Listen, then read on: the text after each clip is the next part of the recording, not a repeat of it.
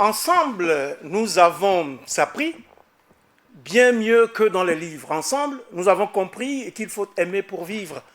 Rassurez-vous, cette belle strophe n'est pas de moi, mais du pédagogue et musicologue français William Lemaitre, qui composa l'hymne du scoutisme avec le texte intitulé « Ensemble ». William Lemaitre nous a quittés depuis 1966, mais son texte reste d'actualité. Un texte, des mots, qui nous parlent encore aujourd'hui de nous, de solidarité, d'amitié, et dont je vous livre quelques vers bien connus des scouts. Ensemble, nous avons marché, ensemble, nous avons glané, ensemble, nous avons gémi, ensemble, nous avons frémi, ensemble, nous avons chanté, ensemble, nous avons cherché. Fin du Dixit. Mais on peut encore les décliner à l'envi, car oui, ensemble, nous avons tremblé, pleuré, crié, souffert, ri, mangé. Nous avons même toujours ensemble jeûné, imploré, prié. Mais ensemble, main dans la main, malgré nos difficultés, en dépit de nos différences, tout semble plus beau. Mesdames, Messieurs, bonsoir et bienvenue à ce nouveau rendez-vous de Périscope sur Burkina Info, un numéro placé sous le signe du vivre ensemble en cette journée dédiée par les Nations Unies à cette notion principielle de la bonne entente entre les personnes, les communautés, les peuples. Deux invités de qualité ont accepté de porter leur regard périscopique et de partager avec vous leurs éclairages avisés sur ces questions qui nous préoccupent tous au plus haut point aujourd'hui. Et honneur aux dames, j'ai le plaisir de recevoir sur le plateau de Périscope ce soir Fatimata Myriam Vicens Sagnon. Elle est consultante en gestion des entreprises et coordonnateur national du CESA. Le CESA, c'est le Centre d'études stratégiques de l'Afrique. Bonsoir, Madame Vicens, et merci d'avoir accepté notre invitation. Merci, je vous en prie. Bonsoir. En deux mots, Madame Vicens, de quoi s'occupe concrètement le CESA? Juste en deux mots. En deux mots, le CESA est une plateforme civilo-militaire dont les thèmes de prédilection, c'est la paix, la bonne gouvernance et la sécurité. Alors, le siège se trouve à Washington, puisque c'est une université de la défense qui a été créée par le département d'État de la Défense. Et il y a 34 centres nationaux qui ont été créés à travers le monde. C'est un peu dans le cadre de la coopération bilatérale que les Américains ont formé les Africains pour adapter le vivre ensemble et dans le cadre de la lutte pour la bonne gouvernance en Afrique. Le CESA, le Centre d'études stratégiques de l'Afrique, s'occupe donc à favoriser le perfectionnement professionnel des responsables civils et militaires de l'Afrique, de soutenir la gouvernance démocratique en Afrique et de promouvoir un dialogue soutenu et durable entre les responsables africains, européens et américains. Merci de participer à ces échanges. Également sur le plateau de Périscope ce soir, Philippe Savadogo. Bonsoir et merci d'avoir accepté notre invitation. Bonsoir. Journaliste de votre État, ancien ministre, ancien ambassadeur, ancien délégué général du Festival panafricain du cinéma et de la télévision de Ouagadougou, FESPACO. Vous présidez depuis l'année dernière, Monsieur Savadogo, aux destinées de l'association Dialogue sans frontières. En deux mots, vous aussi, comment se porte aujourd'hui cette association que nous avons déjà présentée sur ce plateau et qui œuvre pour le vivre ensemble et le dialogue interculturel? Eh bien, je peux dire que l'association, dont les premiers pas ont commencé il y a déjà 5 ans, dont le grand symposium qui a été organisé à Ouagadougou date déjà de 3 ans, est en train de dérouler son plan d'action à travers donc le Burkina. L'esprit de cette association, c'est de dire qu'au-delà de toutes les questions qui peuvent nous concerner, nous devons parler. Et je crois que vous avez fait allusion à la musique. Moi, je penserais à l'harmonie voltaïque.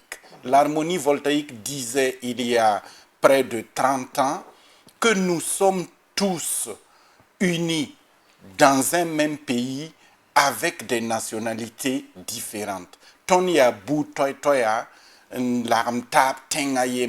Ça veut dire en fait que ça rappelle automatiquement au premier mot du discours du Premier ministre aujourd'hui, l'unité nationale, le vivre ensemble, apprendre à aimer les autres et naturellement le dialogue des religions montre qu'aucune des religions ne prône les problèmes liés à la violence. En d'autres termes, nous disons aussi dans notre association qu'en vérité, tout ce qui nous préoccupe commence dans notre famille nucléaire pour aller vers la grande famille, vers la nation, et on se retourne vers les Nations Unies. C'est donc une vision du planétaire, de quelque chose qui permet aujourd'hui de nous dire que le 16 mai, Journée internationale du vivre ensemble, c'est vraiment le moment de montrer comment nous pouvons continuer à mieux nous connaître. Mieux nous connaître et marcher ensemble dans cette quête pour la paix et pour la quiétude. Mesdames, Messieurs, à nouveau bonsoir et bienvenue à ce 72e numéro de votre émission Périscope.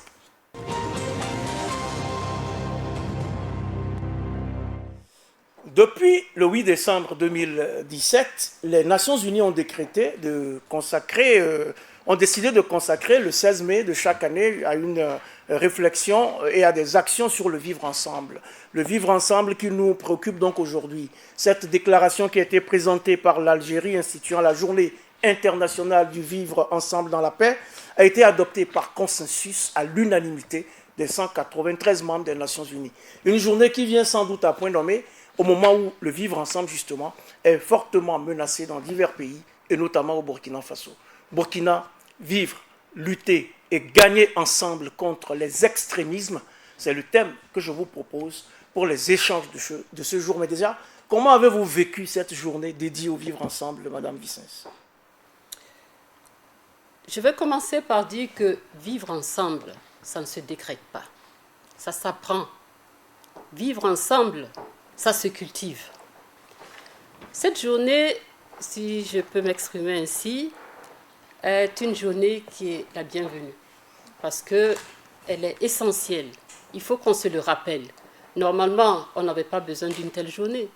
Mais avec ce que l'intolérance, avec les uns et les autres qui y vivent cloisonnés sur eux-mêmes, ils ne s'ouvrent pas eux. J'ai l'habitude de dire que le vivre ensemble, c'est s'étudier l'un l'autre. Moi, je suis, par exemple, Sénoufo. Il faut que j'aille vers une autre ethnie pour apprendre de cette ethnie-là. Quels sont ses us et coutumes? Comment ils vivent pour que moi aussi, je puisse le faire. Et je vais vous dire, le vivre ensemble, c'est la femme qui vit le mieux. C'est cet adage-là, le vivre ensemble. Oui. Parce que la femme n'a pas de nationalité. Elle se marie par amour. Elle peut être en études, je ne sais pas, je vais dire n'importe quoi, au Bénin. Elle rencontre un centrafricain, elle tombe amoureuse et elle devient centrafricaine. Et c'est ça le meilleur vivre ensemble. C'est apprendre l'un l'autre. C'est un couple, je dirais, le vivre ensemble. Le vivre ensemble commence dans le couple et même devrait même commencer dans les familles. Alors, voilà. C'était important de décréter cette journée, Philippe Savadogo. L'idée vient du chef Khaled Bentounès, que vous connaissez très bien. Elle remonte à 2014. Elle nous invite tous à, je cite, vivre l'un avec l'autre et non l'un contre l'autre.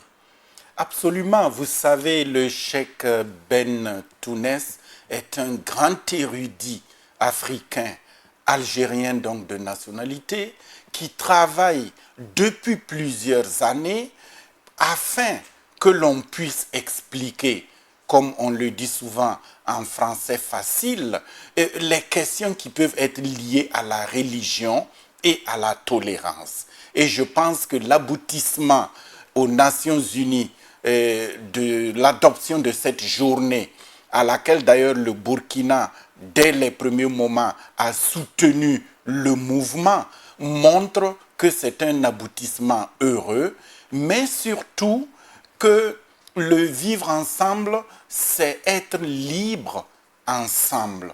C'est mieux se connaître, mais c'est aussi œuvrer à la civilisation de l'universel.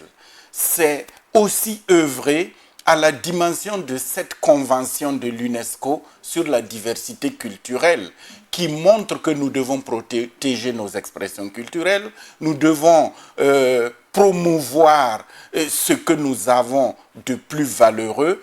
En un mot, il faut toujours que nous additionnons les valeurs positives des autres peuples à nos propres valeurs et regarder plus haut que le guidon.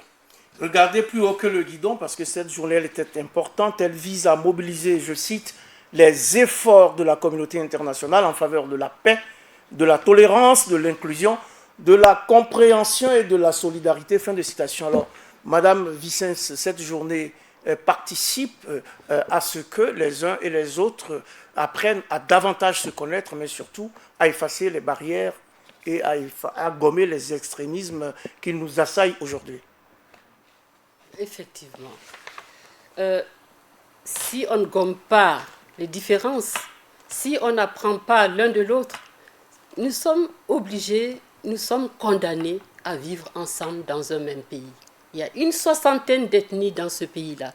Alors, si chaque ethnie veut vivre en autarcie, je ne sais pas, on ne pourra plus parler de nation. Et on doit construire notre nation.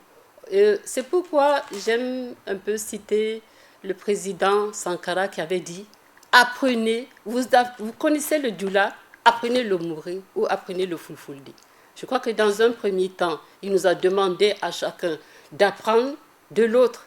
Si moi, je m'étais inscrite en Fulfulde, parce que chaque fois qu'on me voit, on dit « mais tu ressembles à une Peul ». Mais je dis ben, « tant qu'à faire, je vais apprendre le Peul ». Mais malheureusement, c'est une œuvre qui a été inachevée. Moi, je pense qu'on devrait aller dans ce sens-là et continuer à s'apprendre l'un l'autre. Apprendre l'un de l'autre pour mieux connaître l'autre afin de l'accepter dans sa différence. Comment, vous qui avez participé un peu au cheminement jusqu'à la décision, l'institutionnalisation de cette journée, comment les choses se sont passées dans les coulisses très rapidement? Eh bien, c'est d'abord l'Afrique qui a fait ce grand lobbying. Mais c'est aussi les réalités qui s'imposent à nous. Et vous savez bien que les Nations Unies, ça veut dire l'union des nations, et que ça voudrait tout simplement refléter l'esprit d'une époque. Et vous savez que nous avons parlé au début du 11 septembre 2001 de la guerre des civilisations, de la guerre des cultures, et finalement, nous nous sommes rendus compte que nous ne nous parlions pas assez. Et je dois dire d'ailleurs que récemment encore, lorsque l'éducation nationale introduit les langues nationales aux côtés, par exemple, du français, on voit que les jeunes enfants, les jeunes apprenants comprennent mieux les logiques. C'est donc dire que nous devons nous enrichir et apprendre les savoir-faire locaux qui nous concernent et enfin apprendre de l'autre. Et ce cheminement-là, c'est tout simplement du lobbying. Je vois comment le Burkina, pendant des décennies, a œuvré aux Nations Unies pour qu'il y ait une dynamique liée aux violences faites aux femmes. Ça n'a pas été facile, mais l'un dans l'autre, on est arrivé à convaincre les uns et les autres. On a parlé pendant longtemps de l'excision qui était un phénomène culturel ou même religieux. Tout cela est tombé en brèche parce que les gens se sont parlé, il y a eu des défenses et je crois que au Burkina, le vivre ensemble et la dynamique qui s'impose à nous, en fait, nous devons faire le chemin inverse. C'est-à-dire, tout va bien, nous devons préserver, nous devons anticiper. Et il y a ceux qui doivent rejoindre un peu le niveau de croisière que notre pays a, par exemple, et apprendre de nous.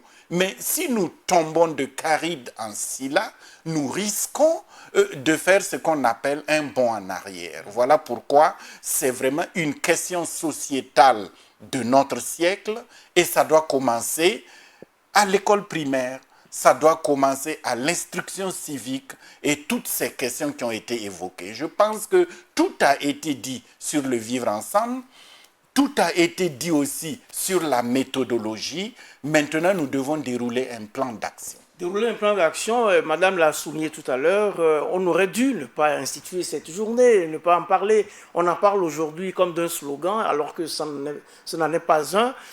Comment on fait pour que ces valeurs qui ont quand même guidé, qui nous ont toujours guidés pendant longtemps, et qui sont battues en brèche, comme vous le dites, par les extrémistes, comment on fait pour que ces valeurs qui sont maintenant proclamées, qui veulent être réhabilitées, comment on fait pour les promouvoir effectivement, pour les inscrire dans nos actes d'aujourd'hui?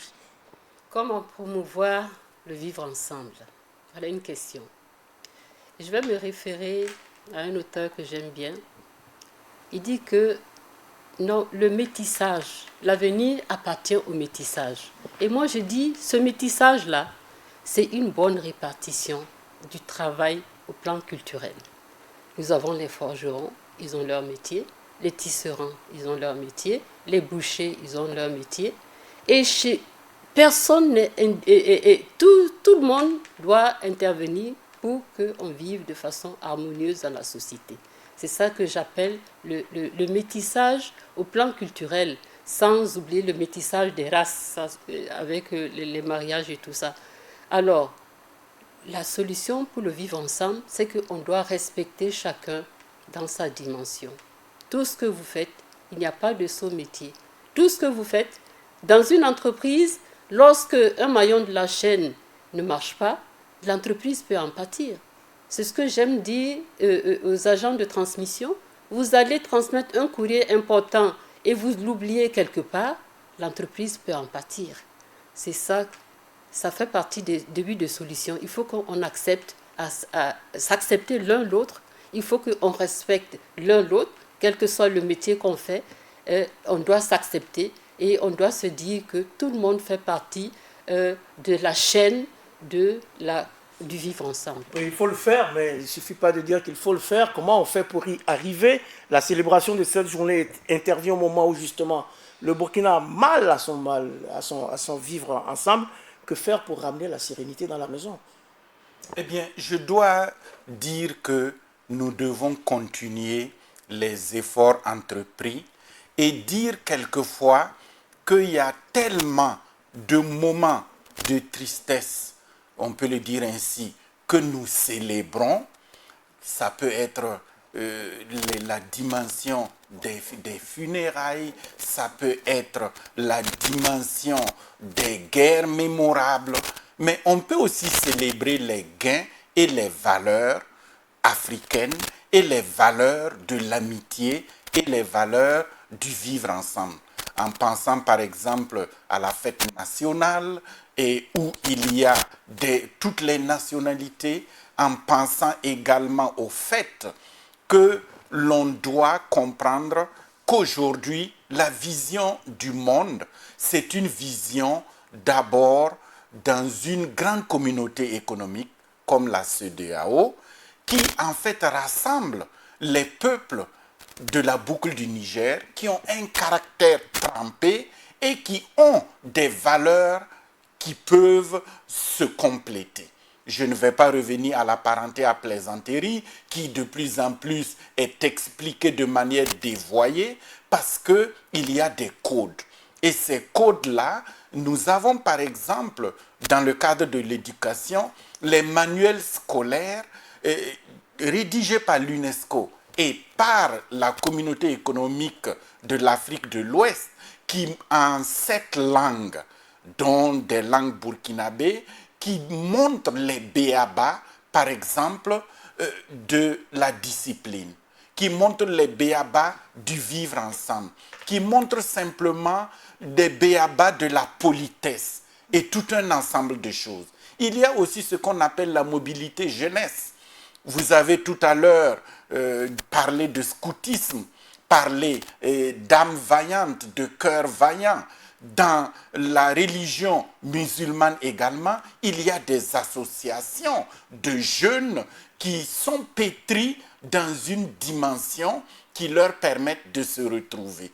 Combien de scouts, de jeunes musulmans n'ont pas fait de scoutisme avec de hautes personnalités et qui a même apporté quelquefois plus d'amour qu'on ne le croit. C'est donc dire que nous sommes dans une période où le phénomène que nous vivons, c'est le phénomène de ce siècle. Nous devons aussi nous rappeler que les recherches, les anticipations montrent en réalité que les menaces qui existent aujourd'hui, ce sont des menaces qui ont été prévues il y a plus d'une vingtaine d'années par les Nations Unies, les études, et montrer comment, quelquefois, on peut dérouler en tenaille une stratégie. À partir de là, nous devons prôner deux choses. Rapidement. L'union sacrée, la vision commune, et comprendre qu'aimer, c'est regarder ensemble dans la même direction. Et de ce point non pas se regarder l'un l'autre, ça veut dire quand même qu'il nous faudra réapprendre un certain nombre de choses que les générations antérieures ont su exercer avec enthousiasme. Il y a une fracture, il nous faut ramener la paix et la sérénité en préservant le vivre ensemble. C'est aussi ce qui nous ressort de ce reportage de Mohamed Sanou de la rédaction de Burkina Info que je vous invite à suivre à présent.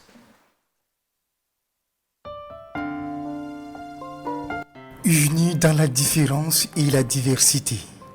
Dans une société où des milliers d'hommes et de femmes vivent dans un esprit de paix et d'harmonie. C'est ce contrat qui donne tout son sens au vivre ensemble dans la paix. Le vivre ensemble, c'est le ciment de toute société humaine. Dès lors qu'il y a cette fracture, cela signifie que votre société n'a pas d'avenir solide. Vivre ensemble dans le respect et l'altruisme, gage d'un progrès social et économique. Mais les bémols se vivent ensemble est fortement menacé ces derniers temps par un effritement social et des crises communautaires qui surgissent ça et là au pays des hommes intègres. Ce qui se passe actuellement dans notre pays, il faut dire que justement c'est ce qu'il faut vraiment redouter parce que on ne souhaite pas que les communautés qui sont ensemble, qui vivent ensemble depuis des années, puissent être perturbées par des esprits, des gens qui sont venus justement pour entamer notre vivre ensemble, pour nous empêcher d'être ensemble, pour nous empêcher de vivre ensemble. Accepter l'autre dans sa différence, cultiver les valeurs de pardon, de solidarité et de cohésion sociale afin de renforcer les vivre ensemble au Burkina, une urgence. Toute chose qui souligne l'importance de la place et le rôle de la cellule familiale. Ce que nous devons faire, c'est de nous référer à nos valeurs traditionnelles, à nos valeurs africaines. Et la valeur africaine, c'est la famille. Si nous sentons qu'il y a des tentatives de division de l'extérieur de la famille, c'est à nous de nous dire notre famille ne doit pas être détruite et de nous retrouver pour au contraire faire échec à l'ennemi de l'extérieur qui tente de nous diviser. Célébrer le 16 mai de chaque année, la journée internationale du vivre ensemble dans la paix est donc une occasion en or pour exprimer les désirs profonds de vivre et d'agir ensemble en vue de bâtir un monde de paix et de solidarité.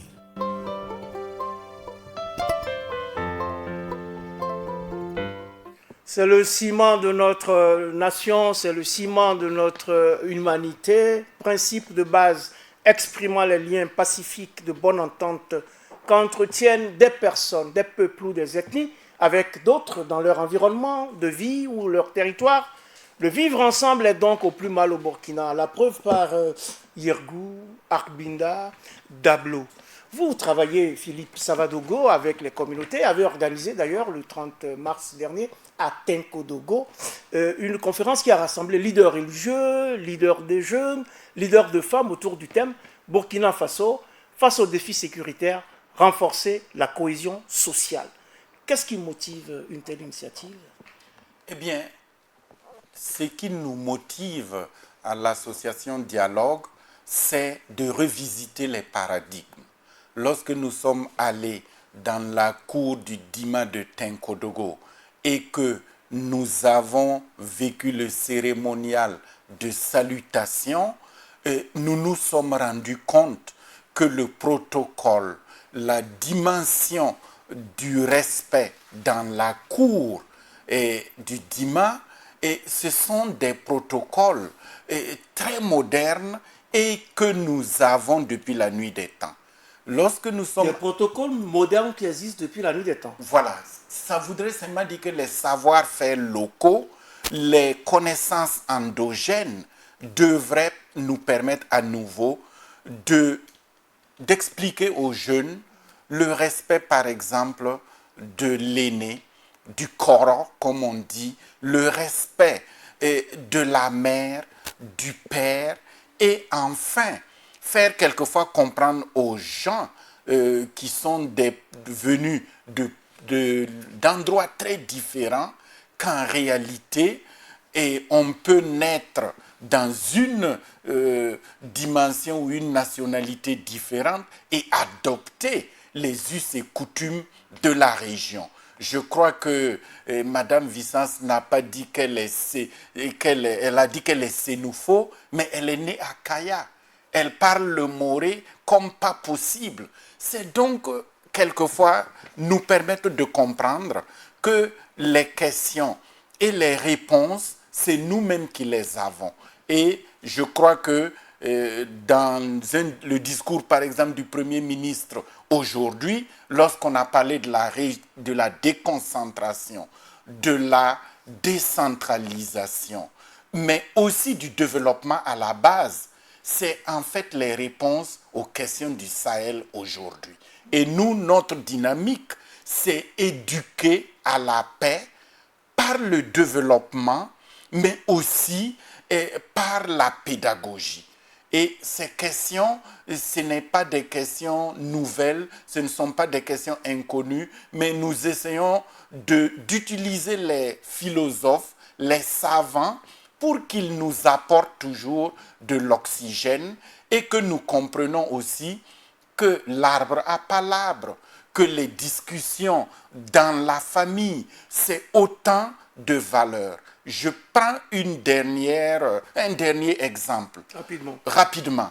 Et dans les pays bobo, quand vous arriviez de très loin et que vous veniez d'ailleurs, quand vous arrivez, vous êtes accueillis et tout de suite, on informe le Dougoutigui qu'il y a une personne qui est dans... Le Dougoutigui, c'est si vous voulez, le chef de famille, le chef de canton.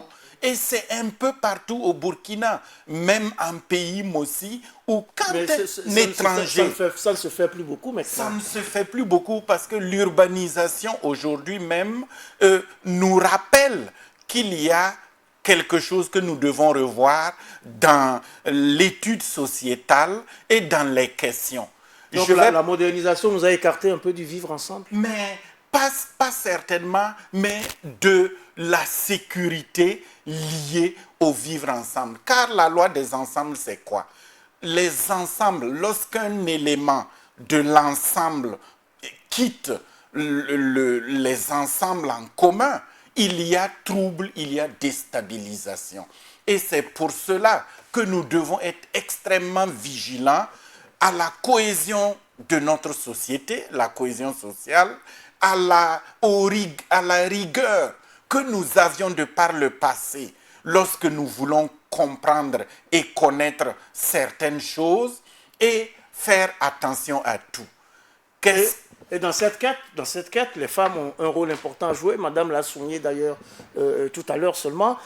Justement, comment les femmes, ou de quels moyens disposent-elles pour amener les familles, les communautés, les quartiers à intégrer des valeurs qui mettent en avant le vivre ensemble? Bon, plutôt que de parler de la femme tout simplement, je voudrais mettre l'accent aussi sur les relations civilo-militaires. Comme je l'ai dit tout à l'heure, nous sommes une structure civilo-militaire et le vivre ensemble aussi c'est pour que les civils et les militaires apprennent à se connaître. Il n'y a pas les militaires d'un côté, les civils d'un côté. J'allais venir à cette structure, Okay. mais je voulais aussi vous écouter sur... Pour les femmes, oui. D'accord. Mais de toute façon, vous savez, la femme, je peux dire, je suis une femme, mais pour moi, la femme, c'est l'ange gardien de la famille. Elle veille sur tout. Elle se lève très tôt, elle se couche très tard, pas parce qu'elle a envie de le faire, mais tout simplement parce qu'elle veille à ce que tout soit parfait.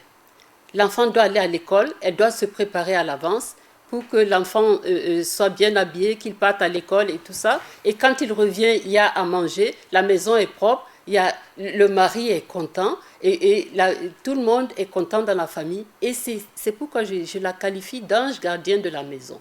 Voilà. Alors, la femme, le matin, levez-vous le matin à 4h, 5h du matin. Qui vous verrez sur les routes en train d'aller les marchés? C'est tenu par les femmes. En train de ravitailler les marchés. Voilà, en train de ravitailler les marchés. Ce sont les femmes qui font ce boulot. Elles se lèvent à 4h, 5h du matin. Ensuite, il faut après vendre. Et puis, surtout, ce qui est formidable, c'est que même dans les villages, elles ont leur petit lopin de terre. Elles cultivent le champ général. Ensuite, elles ont leur lopin de terre. Elles s'en vont ensuite à la maison pour préparer. Il faut que quand l'homme rentre, que le repas soit déjà prêt. Ensuite, s'il y a des enfants en bas âge, je ne vous en parle pas. Et donc tout cela participe... Et tout cela participe à la cohésion sociale. Parce que je dis que chacun doit avoir son rôle dans la société. C'est vrai qu'avec le modernisme, tout le monde travaille. La femme travaille, l'homme travaille. Mais aujourd'hui, il faudrait qu'il y ait un changement de paradigme. Il faut que l'homme aussi apprenne à participer, à contribuer aux tâches ménagères. Voilà. Participer, donc, je vous donne l'occasion de parler du César et de ce que fait le César, ce que pourrait apporter le César dans cette quête de nos reconquêtes de notre vivre ensemble. Voilà, comme j'avais commencé à le dire, le Centre d'études stratégiques de l'Afrique est une plateforme civilo-militaire. Donc, militaires et civils, on apprend à se connaître et à travailler ensemble pour atteindre les objectifs qu'on s'est fixés dans le domaine de la paix, la bonne gouvernance et de la sécurité. C'est pourquoi, il y a quelques années, le César a organisé une porte ouverte des casernes. Alors, je vais vous dire, c'était la première fois que certaines personnes civiles rentraient dans les casernes. Quand on a vu toute l'artillerie, les gens, ils ne voulaient pas y aller. Ensuite, autour de cette porte ouverte des casernes, nous avons organisé un atelier et toutes les questions étaient permises. Pourquoi les militaires, avant de se marier, ont fait des enquêtes, etc. Mais franchement, on a appris à se connaître, à mieux se connaître. Et c'est pourquoi ça, c'est très important dans le cadre surtout du renseignement. Il ne faut pas qu'on ait peur de la tenue. Ce sont des êtres humains comme nous et qui participent également dans leur domaine au développement du pays. Oui, parce que jusqu'à aujourd'hui, parfois, il y a des civils qui ont quand même toujours peur des militaires. Et les militaires inspirent parfois toujours de la crainte. Comment on fait effectivement pour que entre les civils et les militaires, on se retrouve sur finalement des plateformes qui permettent de se dire que nous sommes les mêmes. Nous avons parfois pas les mêmes rôles à jouer dans la société, mais que nous devons, le rôle de chacun participe de la cohésion sociale et de l'avancée pour le développement de la nation. Eh bien, c'est apprendre à mieux nous connaître. Vous avez parlé des grandes conférences de Tenkodogo, et lorsque nous faisons ces conférences, les FDS sont là et contribuent. Je voulais aussi dire que la guerre et la diplomatie, c'est une face d'une pièce et son verso. La diplomatie, c'est l'art de continuer la guerre par la négociation.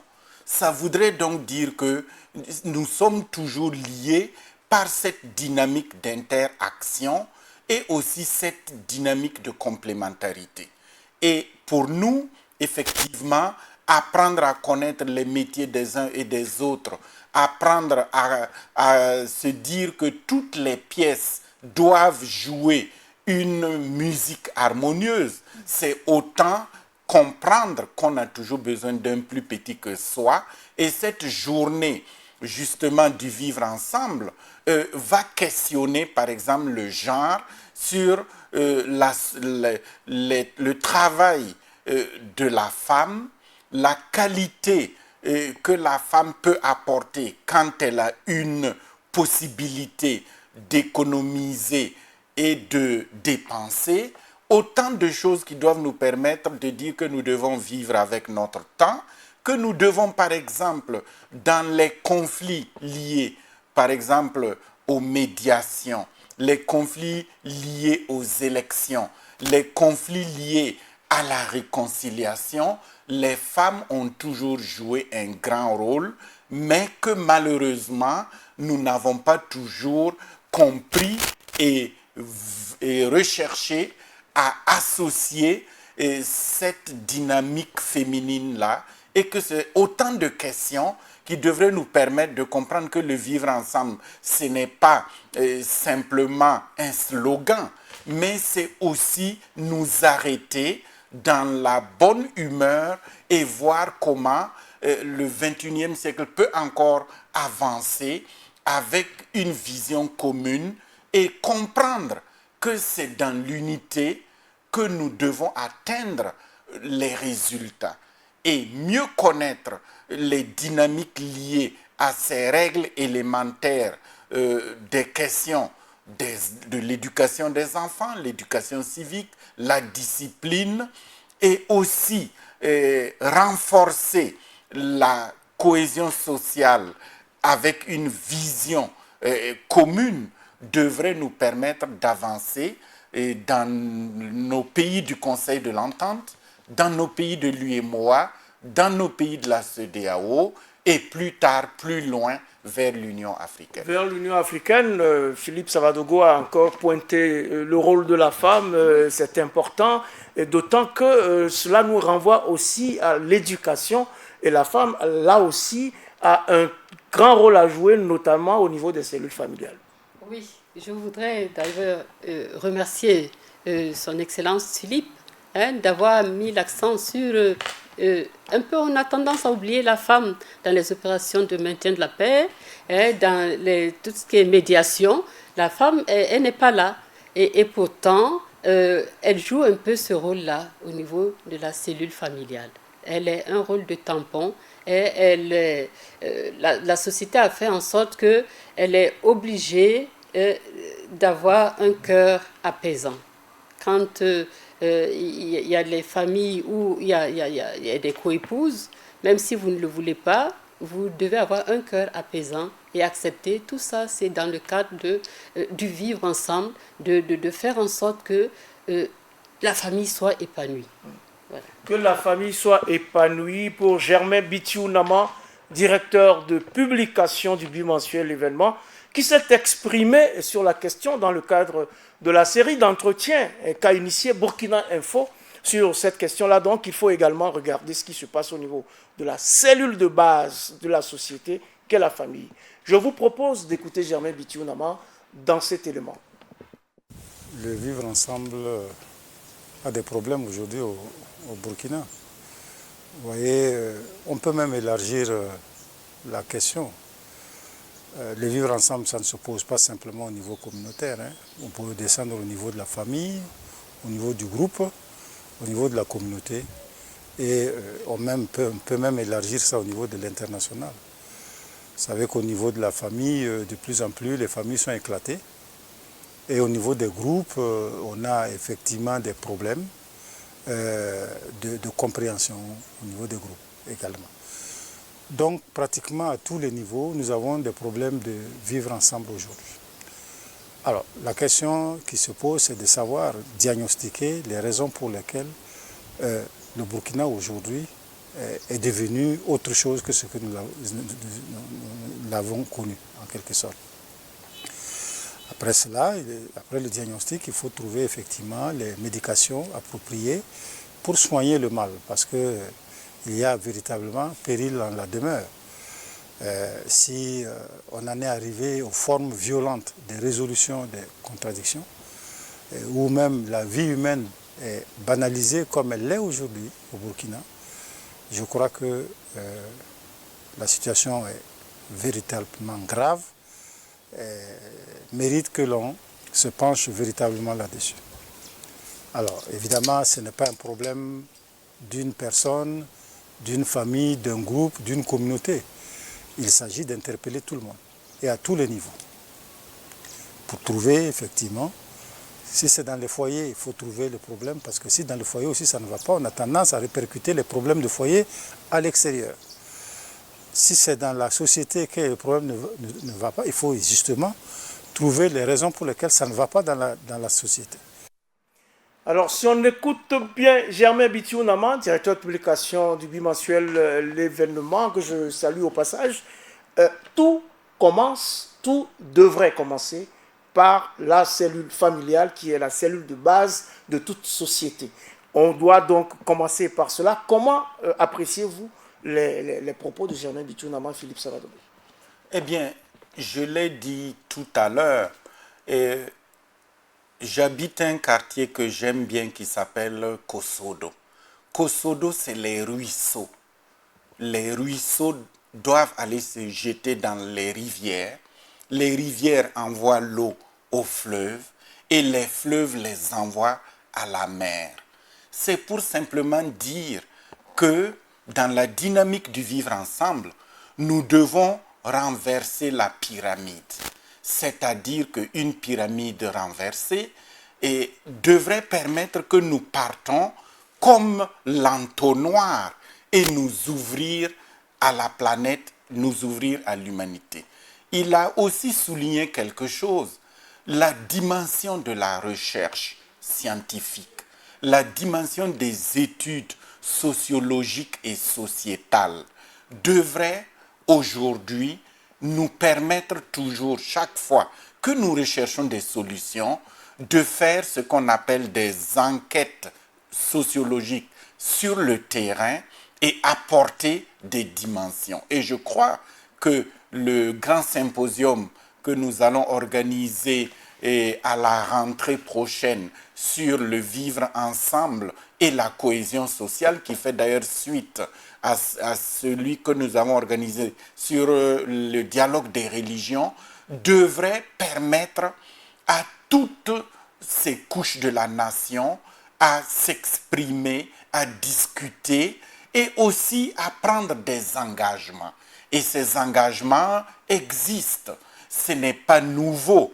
La dimension laïque de la cohésion sociale, la dimension religieuse, la dimension de bonne gouvernance sont autant de questions que nous retrouvons d'ailleurs dans les 17 priorités des Nations Unies pour le siècle et qui devraient nous comprendre de croire que les valeurs positives endogènes doivent être des solutions que nous devons apporter et faire en sorte que la réflexion accompagne les dynamiques et non que nous attendons les questions de dehors. Et d'ailleurs, je me réjouis que dans le cadre du G5 Sahel, on ait dit que la guerre n'est pas toute la solution. La solution n'est pas que militaire. Voilà. Il faut s'appuyer sur des infrastructures et réalisations socio-économiques. Exactement. Donc, ces réalisations socio-économiques-là,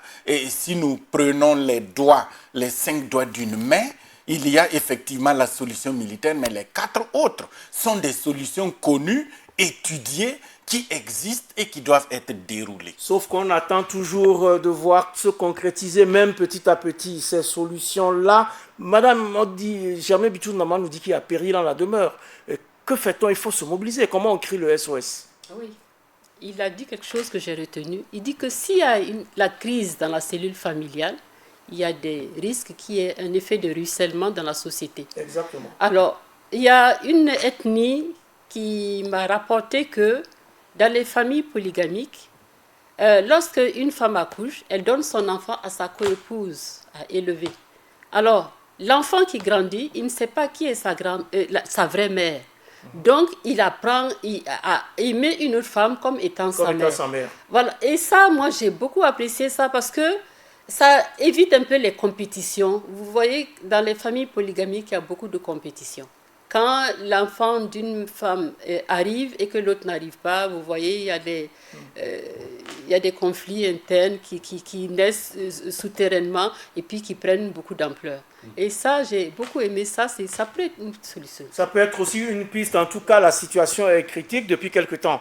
Les attaques terroristes semblent toucher désormais des leaders religieux, des fidèles religieux, sans compter les conflits intercommunautaires qui ont fait plusieurs morts, des milliers de déplacés internes, des réfugiés en provenance d'autres pays, fuyant eux aussi les mêmes atrocités. Vous avez évoqué le discours du Premier ministre, son discours sur la situation nationale. Et selon les chiffres qu'il a fournis, nous comptons aujourd'hui plus de 25 000 réfugiés, plus de 5 000 demandeurs d'asile, des gens qui veulent toujours venir s'abriter au Burkina malgré la situation, et environ 150 000 déplacés internes. Alors, Philippe Savadogo, comment on sort de ce cercle vicieux? D'abord, j'aime bien ce que un journaliste de l'Observateur aimait à dire. Et nous sommes entourés par 7 pays et nous sommes des voisins. Et on ne peut pas changer un voisin, on ne peut pas faire autre chose que de nous entendre. Et à partir de là, on doit comprendre que nous devons prendre à bras le corps ces questions qui sont finalement des questions régionales et poursuivre les réflexions en commun et aussi renforcer la dynamique des propositions et aussi les logiques des solutions. Voilà pourquoi je voudrais d'ailleurs saluer ce que le HCRUN a fait avec la CODER il n'y a pas très longtemps, où il parle d'une dynamique de justice transitionnelle, où il parle d'une communication et aussi une grande écoute, autant de choses qui peuvent nous permettre de renforcer un certain nombre donc, de choses. Pour vous, la justice transitionnelle est-elle donc la solution, l'une des solutions aujourd'hui? Non, c'est pour simplement dire que dans un contexte qui est le nôtre, nous devons essayer toutes les solutions. Et essayer toutes les solutions, c'est effectivement de regarder où ça coince et où ça ne va pas. Voilà pourquoi je dis l'unité nationale ou le réflexe de voir dans l'histoire ce que nous avons eu comme des décisions liées à des questions difficiles. Je peux parler de l'époque Lamizana, je peux parler de certains conflits qu'on a peut-être oubliés, mais qui ont quelquefois créé l'union sacrée et qui a permis que nous allions ensemble et que nous cheminons ensemble. C'est autant de choses parce que cette journée, nous venons d'un pays qui vient d'un pays qui est l'Algérie, avec le cheikh Bentounès qui vit au sud de la France. C'est autant de questionnements et c'est autant aussi de situations liées à l'écoute et liées aussi à la dimension de pouvoir se surpasser. Alors oui, il nous faut l'union sacrée, mais pour certains également, il nous faut aussi beaucoup de prières. Et pour l'Église d'ailleurs, la prière, je cite, la prière c'est notre Kalachnikov. Il faut également compter sur les prières, aussi bien des catholiques, des protestants, des musulmans, mais aussi de nos traditionalistes, les mâles de nos ancêtres. Il faut se tourner aussi vers la prière, Madame Vicence. Oui, absolument. Il faut non seulement il faut se tourner vers la prière, mais également il faut que les conflits latents, les conflits ne doivent pas rester sans solution. Parce qu'il faut une petite étincelle pour que ça reprenne. Parce que le cœur de l'homme n'oublie pas. Alors, les prières peuvent permettre d'apaiser le cœur de l'homme. Et les prières permettent de se projeter, savoir demander pardon. Parce que sans la prière, quand on vous fait du mal, vous attendez que on vienne vous demander pardon. Alors qu'avec la prière, vous apprenez, vous faites violence sur vous-même pour pouvoir aller vers l'autre et lui demander pardon. Et j'aime bien, je dis c'est difficile, mais si j'ai bien fait, pourquoi tu me frappes? Pourquoi tu me frappes? Et puis tendre la joue. Ça ne veut pas dire que, bon, ne pas réagir quand on vous frappe, mais c'est pour dire qu'on est tellement pacifiste, on est tellement... l'amour de l'autre dépasse même l'amour de soi-même. Donc on est prêt à s'agenouiller devant son prochain pour lui demander pardon, pour lui dire mettons bas la terre et allons de l'avant parce que nous sommes condamnés à vivre ensemble. Nous sommes condamnés à vivre ensemble. Vous avez évoqué le G5 Sahel, mais en même temps, le président du Faso, Roch Christian Kaboré, appelle l'ensemble des Burkinabés à rester debout et à ne pas tomber dans le piège des terroristes. En ciblant désormais la sphère religieuse dans leurs attaques, les groupes terroristes ne veulent-ils pas s'en prendre à la qualité du dialogue interreligieux que nous avons au Burkina, Philippe Savadogo? Eh bien, je pense qu'à partir de ce moment, nous avons écouté tout ce qui a été dit par les communautés religieuses de notre pays, par les anciens qui nous disent que nous ne devons pas verser dans la vengeance pour la vengeance, mais que nous devons nous souder entre nous parce que les faits qui sont là, c'est que le détricotage de l'entente et du dialogue interreligieux peut apporter l'irréparable. Et c'est pour cela que je pense que tous ont prêché dans la même vision des choses et nous ne pouvons qu'applaudir des deux mains et continuer aussi à nous poser toutes les questions. Aucune question ne doit être taboue et afin que nous puissions mieux comprendre et trouver des solutions idoines. Il faut trouver des solutions idoines, Madame Vicens, et puis se tourner aussi, en tout cas penser à toutes ces personnes, leaders religieux et fidèles chrétiens, musulmans, de toutes parts, qui sont aujourd'hui la cible des terroristes.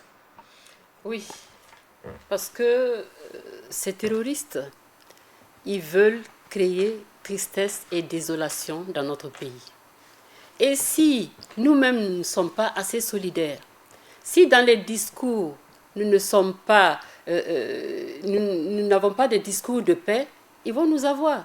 Mais je sais qu'ils ne pourront pas le faire parce que les catholiques sont en train de se réunir. Moi, je suis sûre qu'ils sont en train d'essayer de voir comment trouver cette solution. Parce que même le pape, celui qui a voulu le tuer, il lui a demandé, il lui a donné sa bénédiction. Mais c'est pour voir, parce que ceux qui sont en train de vouloir nous diviser, on ne peut jamais diviser une cellule familiale qui est solide. On ne peut jamais diviser un pays où tout le monde s'entend et tout le monde s'accepte. On ne peut pas diviser un pays où tout le monde s'entend et s'accepte. Ce sera le mot de fin. Il faut sans aucun doute tenir et apprendre, comme l'a si bien dit Martin Luther King, à vivre ensemble comme des frères pour ne pas mourir tous ensemble comme des idiots. Ensemble donc, nous tous, à nouveau, toujours, ensemble nous marcherons, ensemble nous frémirons, ensemble nous chanterons, ensemble nous chercherons les solutions à nos difficultés, car nous n'avons de salut que dans l'unité, la tolérance, la cohésion et le vivre ensemble pour lutter et pour gagner. Mesdames, Messieurs, ainsi s'achève votre émission Périscope numéro 72, qui recevait pour vous Fatimata Myriam Vicens Sagnon. Elle est coordonnateur national du CESA. Le CESA, c'est le Centre d'études stratégiques de l'Afrique. Merci, Madame Vicens, d'avoir honoré le plateau de Périscope. Périscope aujourd'hui, c'était également l'affaire de Philippe Savadogo, président de l'association Dialogue sans frontières. C'est un habitué de notre plateau. Merci, Monsieur Savadogo, d'avoir accepté notre invitation. Merci également à vous toutes et à vous tous qui nous suivez de quelques points que vous êtes sur notre planète. L'émission de ce soir a été pilotée de main de maître par Inès Sorgo à la réalisation. Aimé Bassenga a assuré le synthé et le prompteur. Quant au son, c'était Rosalie Sawadogo qui était donc aux manettes, Idrissa Diallo à la diffusion, Ismaël Amadou a assuré les cadres et mes invités et moi avons été maquillés par Madina Sanou. Restons donc ensemble de cœur, d'esprit et d'action, mais prenons également date pour le prochain numéro de Périscope, même jour, même heure, sur la chaîne qui vous donne les clés du monde.